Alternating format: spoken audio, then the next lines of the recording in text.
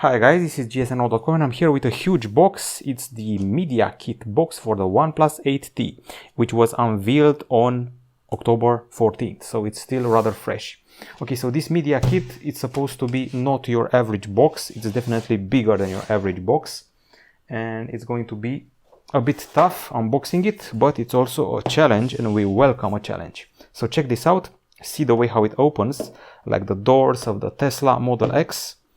And it's so red that the camera is probably confused and showing it closer to pink or orange. It says hello here, and this is the fall flagship which OnePlus has unveiled recently, and in some ways it's an upgrade, in other ways it's a continuation of the OnePlus 8. And here we have the reviewer's guide, which we're going to read to create a proper review. Okay, I'm going to put this aside, and this is where the fun starts.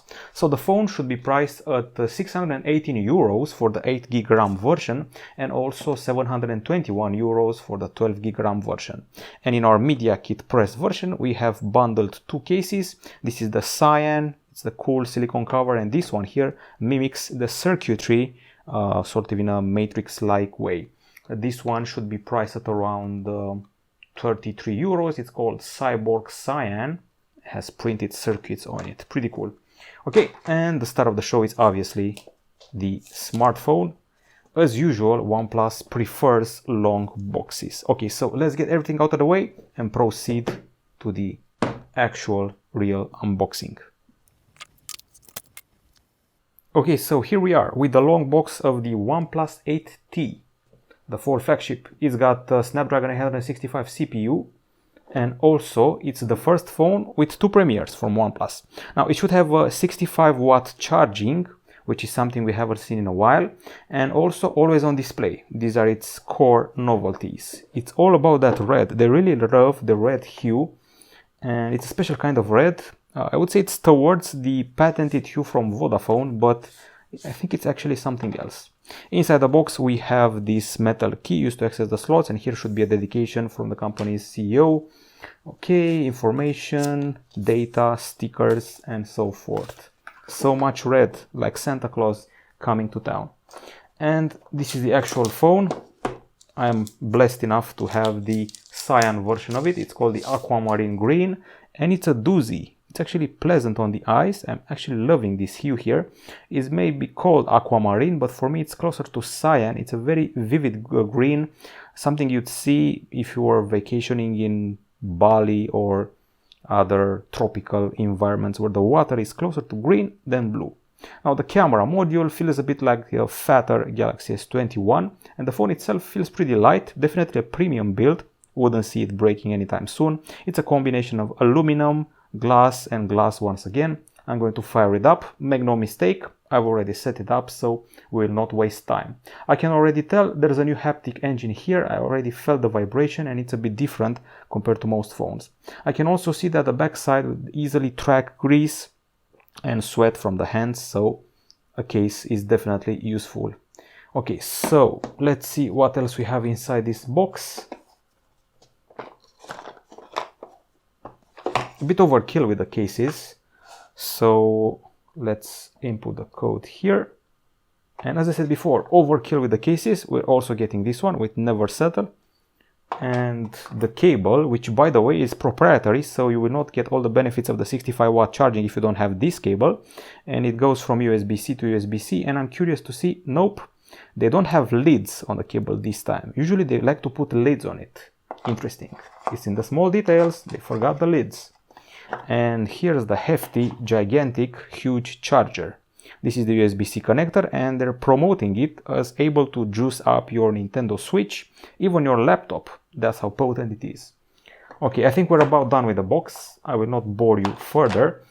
This is the actual star of the show. You can tell it's well built, and what you're seeing here is not your typical OxygenOS. It's OxygenOS 11 applied on top of Android 11. Now, we've gotten past the build with glass and metal. If you want to talk measurements, well, we're dealing here with a handset that feels pretty light, 188 grams and 8.4 millimeters in thickness. I would say it's not slippery at first sight, but the weight is so well distributed that it feels like it flies from your hand rather fast. Okay, so getting past all of these, I have to say that the display you're seeing right here is a Fluid AMOLED with a diagonal of 6.55 inches, which nowadays some people may even consider small. Not the case. 2400 over 1080 pixels, 120 Hz refresh rate, and at the same time it supports HDR10 Plus and has Gorilla Glass 5 protection. Now inside we have the CPU, the famous CPU, Snapdragon 865. They didn't go for the Plus version, and the phone comes in versions with 8 or 12 gigs of RAM and 128 or 256 gigabytes of storage. There's no love for the microSD this time around, but it's no surprise.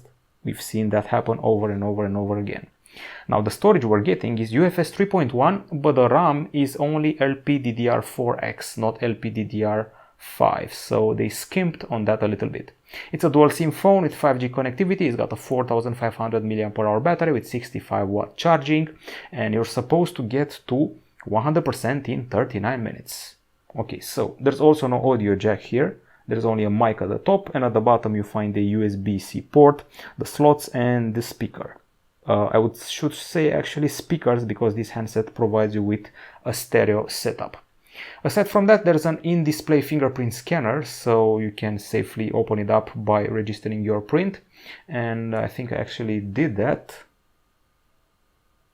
Okay, and aside from that, we have a cutout here, which you probably already noticed. This cutout is for the selfie camera, which I'm set to inform it has fixed focus, 16 megapixel shooter, only Full HD video, no love for 4K this time around.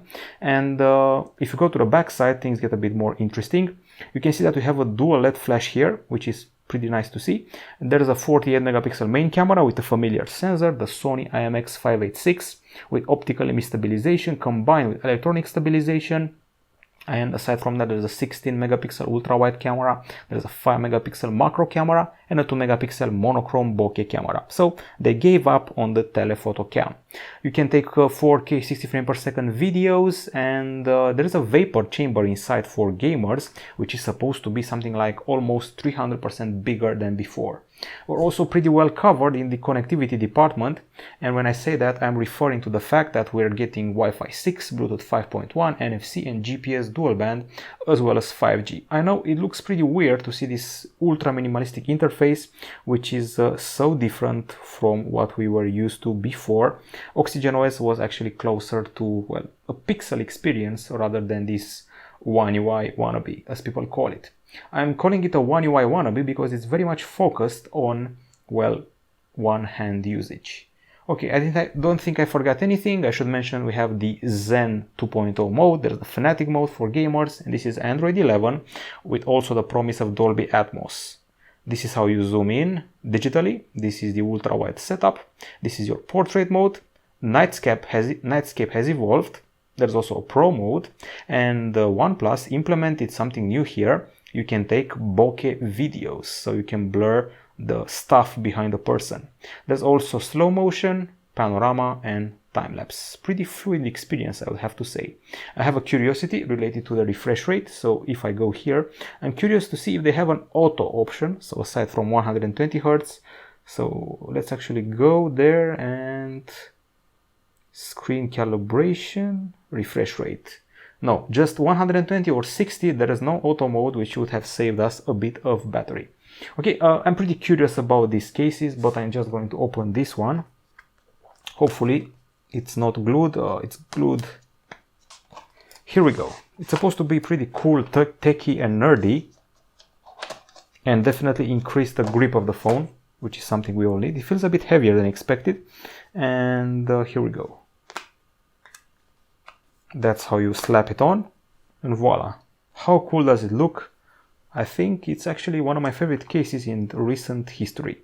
Okay, so this is pretty much it. Those has been the first impressions. It's a phone that's pretty light and well built.